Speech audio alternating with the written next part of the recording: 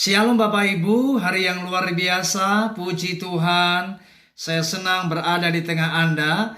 Dan mari kita akan bersama-sama merenungkan firman Tuhan. Tema yang akan saya sampaikan adalah menabur dalam roh. Mari kita akan membaca surat Galatia pasal yang ke-6 ayat yang ke-8. Firman Tuhan berkata, sebab barang siapa menabur dalam dagingnya, ia akan menuai kebinasaan dari dagingnya. Tetapi barang siapa menabur dalam roh, ia akan menuai hidup kekal dari roh itu. Saudara, kehidupan ini tidak akan terlepas dari apa yang namanya hukum tabur tuai. Siapa yang menabur, maka ia akan menuai. Dan di dalam ayat yang baru kita baca, sangat jelas sekali bagaimana ketika seseorang menabur dalam daging, maka ia akan menuai dari apa yang ia tabur, dan ia akan menuai kebinasaan.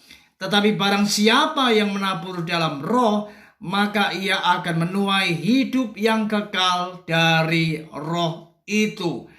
Oleh sebab itu, sebagai orang yang percaya, kita yang adalah anak-anak Tuhan, mari kita harus mengerti akan kebenaran ini.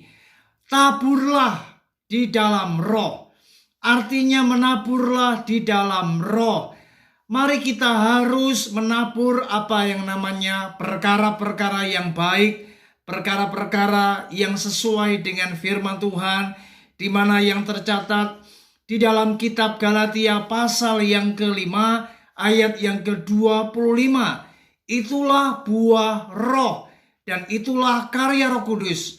Dan setiap orang percaya yang melakukan apa yang namanya kasih, sukacita, damai sejahtera, kesabaran, kemurahan, kebaikan, kesetiaan, kelemah lembutan, dan penguasaan diri, maka siapa yang menabur perkara-perkara yang demikian, maka ia kelak akan menuai perkara-perkara yang bernilai kekal. Memang untuk menabur dalam roh harus ada harga yang dibayar.